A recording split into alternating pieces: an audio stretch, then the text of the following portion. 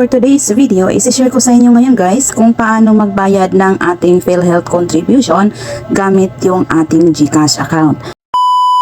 Hello everyone! Welcome back to my YouTube channel, Neslac Money TV. At kung bago ka pa lang sa aking channel, please don't forget to subscribe and click the notification bell para lagi kang updated kapag may ina-upload akong video on tutorials, free earning apps, websites at iba pang online earning platforms na pwede nating mapagkakakitaan gamit lang yung ating cellphone at computer.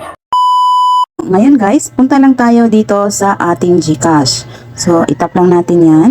Open lang natin yung ating GCash. Dito guys sa ating GCash, punta lang tayo dito sa bills. So, itap lang natin itong bills. Punta lang tayo dito sa government. Itap lang natin itong government. Hanapin lang natin dito guys si PhilHealth. So, scroll lang natin yan. So, ito na guys. Itap lang natin itong arrow sa gilid. And dito guys, yung posting period nila is within 3 business days.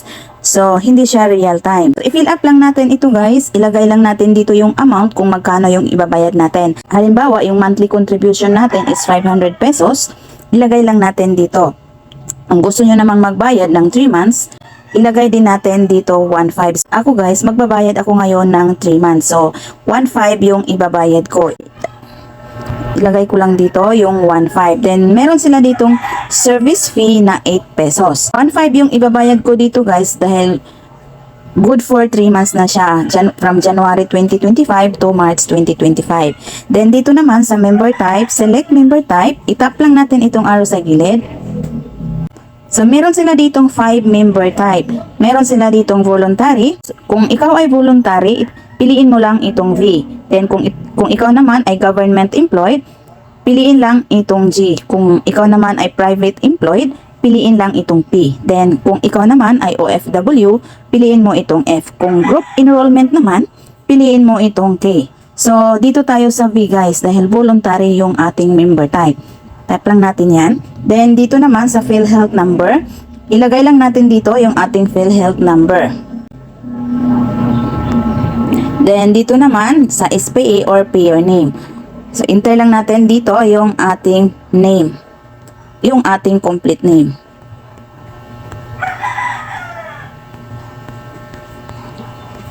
Then, dito sa applicable period, 3 months yung babayaran natin from January 2025 to March 2025. Enter natin dito 01-2025-03-2025. Ayan guys, ilagay natin dito yung 3 months from January 2025 to March 2025.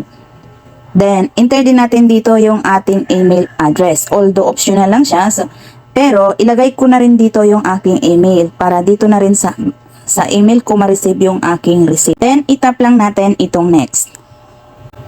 So, ayan guys, makikita natin you are about to pay 1,508 pesos using your GCash. So, i-double check lang natin yung ating details. If tama siya lahat guys, itap lang natin itong confirm. So, ayan guys, meron tayong receipt. So, screenshot lang natin yan para meron tayong proof of payment. So, in case na hindi papasok sa portal ni PhilHealth, meron tayong proof. So, itawag lang natin kay GCash. Thank you for watching.